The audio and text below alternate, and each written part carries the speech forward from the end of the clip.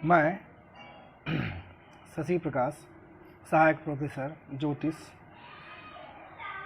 जूठालाल संस्कृत महाविद्यालय मझौलिया, पश्चिम चंपारण, बिहार।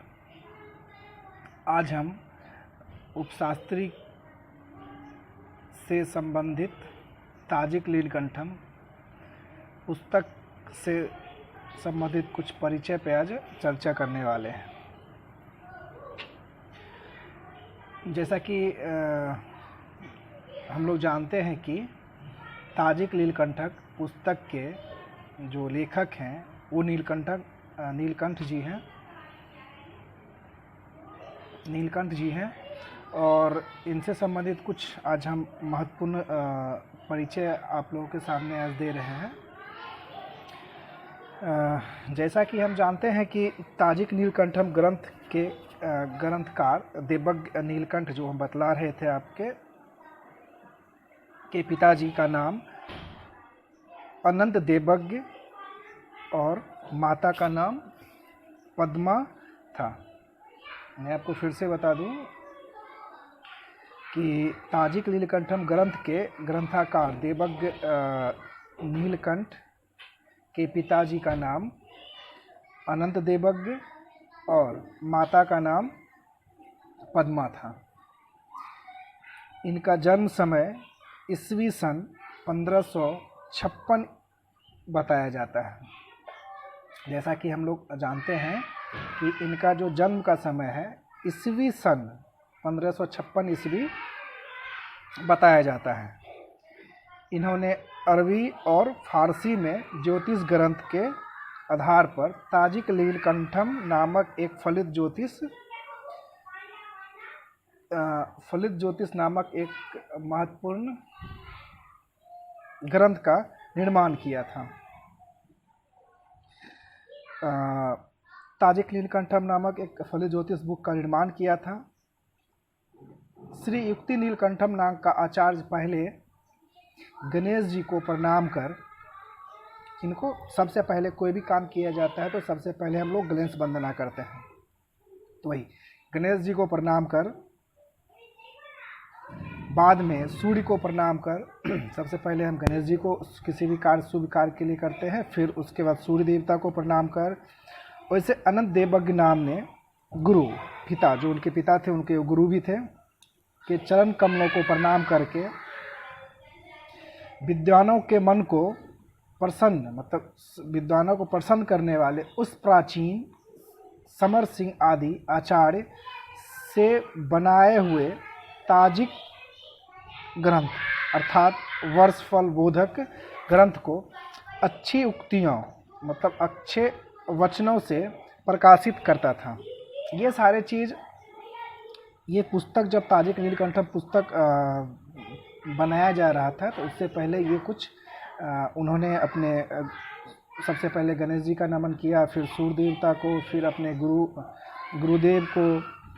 उसके बाद ये सब चीज़ों के करने के बाद उन्होंने एक पुस्तक का निर्माण किया, जिसको हमने अभी पहले ही बताया था।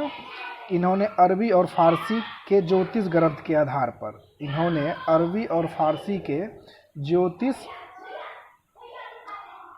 ग्रंथ के आधार पर, मतलब ये दो आधार पर ताजिक नीलकंठम नामक एक फलित ज्योतिष का एक महत्वपूर्ण ग्रंथ बनाया था। आप इससे समझ चुके होंगे कि किसी भी कार्य को करने से पहले हम लोग जो वंदना करते हैं वो सब करने के बाद गुरुजन का नाम लेते हैं। उसके बाद उन्होंने अरबी और फारसी के ज्योतिष ग्रंथों के आधार पर, मतलब अरबी और फारसी ज्योतिष ग्रंथों के आधार पर ये ताजिक नीलकंठम पुस्तक का निर्माण किया गया था।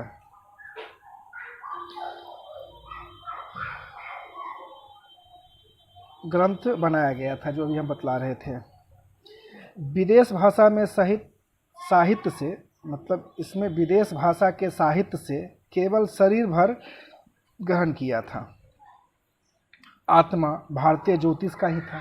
इसमें जो दिया गया कि हम लोग जब बात कर रहे हैं कि अरबी और फारसी, तो अरबी फारसी हमारी यहाँ की भाषा है नहीं, ये विदेशी भाषा है।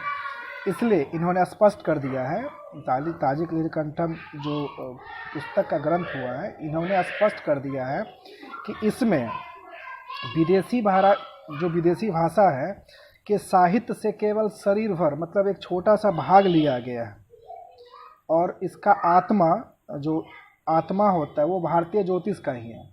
मतलब ये जो पुस्तक का निर्माण किया गया था अरबी और फारसी ग्रंथों से, ज्योतिष ग्रंथों से, इसमें जो विदेशी भाषा से के साहित्य का कुछ भाग लिया गया है, और इसमें जो क्या कहते हैं हम आत्मा था वो भारतीय ज्योतिष का ही है। मतलब हम सारे मापदंड अपने समय में अपने भारतवर्ष के आधार पे ही इन ग्रंथों का निर्माण किया गया था, जैसा कि इसमें बतलाया गया है, जैसा कि ये भी बतला रहे हैं।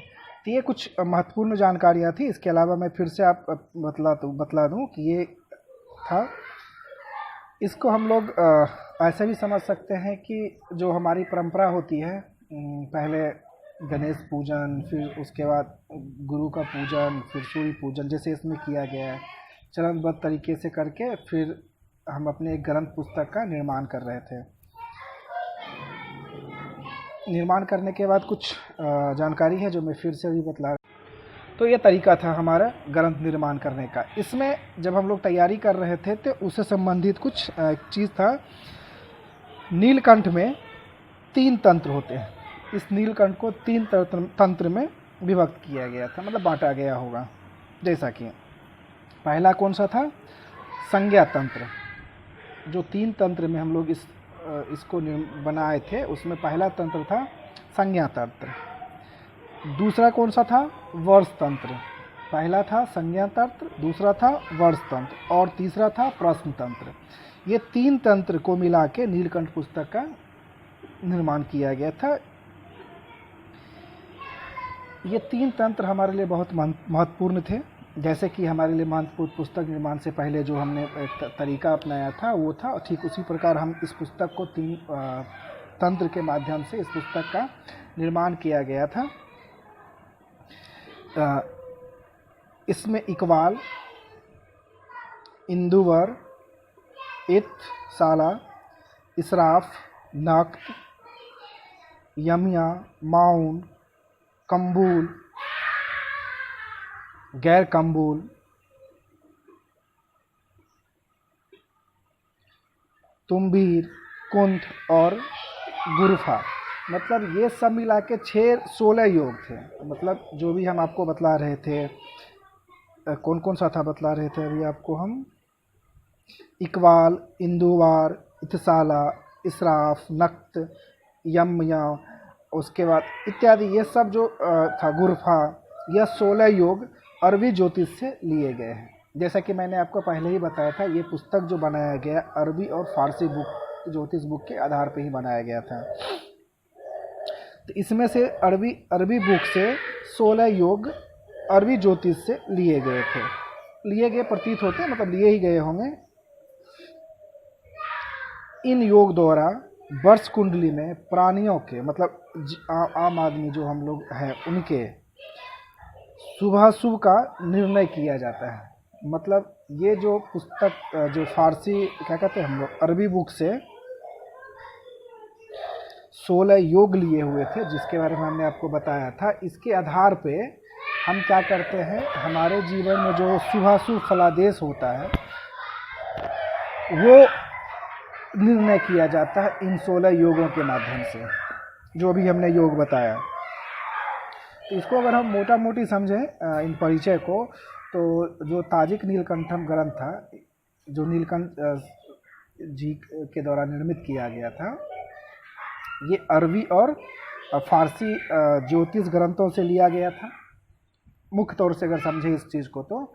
और इसमें जो विदेशी भाषा था वो एक नाम मात्र से विदेशी साहित्य भाषा सिर्फ नाम मात्र से लिया गया था, और इसका जो आत्मा था वो भारतीय ज्योतिष का था। ठीक, और इसको हम लोग 3 तंत्र में बांटे थे। पहला जो था आपको संज्ञा तंत्र था, दूसरा था आपका वर्ष तंत्र था, और तीसरा आपका था योग तंत्र था, सॉरी प्रश्न तंत्र था। इस 3 तंत्र के माध्यम से हमने बांटा था। और इसमें जो है हमने 16 योग जो अरबी भाषा से लिए थे, तो 16 योग ले लिए थे अरबी भाषा से, इसके माध्यम से क्या होता था कि हमारे इसके द्वारा जो वर्ष कुंडली का निर्माण किया जाता था, उसमें जो हम लोग शुभाशुभ फल का निर्णय देते थे वो इन्हीं 16 योग के माध्यम से दिया जाता था, जो हमारे लिए काफ़ी फलदायक होता था। तो ये सारे चीज़ों को देखने से ये पता चलता है कि ये जो ग्रंथ का निर्माण किया गया था ताजिक नीलकंठम का, वो हमारे लिए बहुत ही फायदेमंद था और हमारी भारतीय आत्मा से जुड़ी हुई थी, जो हम लोग सदियों से इस चीज़ को परंपरा ढंग से इस चीज़ को हम लोग मानते आए हैं और इस पर फॉलो भी, मतलब इसका अध्ययन भी करते हैं। और इसी के आधार पे हम अपने फलादेश वगैरह सब जो निकालते हैं, शुभाशुभ फल के बारे में निकालते हैं। ये सारा चीज़ ये पुस्तक में एक सारांश ये हमने आपको बताया। इस पुस्तक के अंतर्गत सारी चीज़ का खंडन किया गया है। तो ये एक महत्वपूर्ण जानकारी हमने आपको परिचय के माध्यम से दी, संक्षिप्त परिचय के माध्यम से दी, ताकि आपको समझने में सुविधा हो। इसका मोटा मोटी हम आपको बतला दिए, फिर से बतला दूँ। ये ताजिक नीलकंठम जो ग्रंथ निर्माण हुआ था, ये सन 1556, इनका जो जन्मकाल, जो नीलकंठ जी था, इनका जन्मकाल 1556 ईस्वी बतलाया जाता है। इनके पिताजी जो थे अनंत देवज्ञ थे और माता का नाम था पद्मा था। इनका जन्म हम आपको बता ही दिए। और इस ग्रंथ के आधार पर ताजिक नीलकंठम एक पुस्तक का निर्माण किया था, जिसमें हम लोग अरबी और फारसी ज्योतिष ग्रंथ के आधार पर हमने इस ग्रंथ का निर्माण किया था। ये बता दिए थे, एक संक्षिप्त जानकारी होगी। तो इसके आधार पे हम आगे जब चर्चा करेंगे तो या जानते हैं तो हमारी समझ बनेगी कि ये निर्माण किस लिए किया गया था, और जिसका आज तक मतलब समझ सकते हैं कि हम 1556 ईस्वी में इस पुस्तक का निर्माण हुआ था, मतलब जन्म हुआ था उनका, ताजिक नीलकंठम का। उसके बाद उन्होंने 15 साल या 20 साल के बाद इस पुस्तक को निर्माण किए होंगे। तो सदियों से ये बुक आज से नहीं, करीब बहुत ईसा वर्ष पूर्व से ही इस चीज़ को फॉलो किया जाता था, जो आज तक हम लोग इस चीज़ का अध्ययन करते आ रहे हैं। इससे साफ स्पष्ट होता है कि हमारी जो भारतीय प्राचीन सभ्यता है वो हमारे लिए कितने महत्वपूर्ण थे, और उस समय के जो विद्वान थे उनकी दूरदृष्टि कितनी मजबूत हुई होगी कि जो हमारे साथ वर्षों आगे बीतने वाला था उसका अध्ययन उन्होंने उस समय किया था। इससे ये प्रतीत होता है कि हमारा जो साइंस, आज का साइंस है, उससे कितने बेहतर उस समय का उन लोग का ज्ञान था, जो इतने वर्ष पूर्व भी उस चीज़ का हम लोग आज अध्ययन कर पा रहे हैं। इससे साफ स्पष्ट होता है कि ताजिक नीलकंठम पुस्तक हमारे जीवन के लिए बहुत ही लाभप्रद है। जो मैंने आपको एक संक्षिप्त जानकारी दी, इसका अध्ययन हम लोग आगे करेंगे तो हमें पता चलेगा कि हमारे लिए कितने जीवन के लिए कितने महत्वपूर्ण थे। एक संक्षिप्त जानकारी हमने दी। आगे हम जब चर्चा करेंगे तो उस चीज़ के बारे में हम लोग धीरे धीरे जानेंगे। तब तक के लिए धन्यवाद।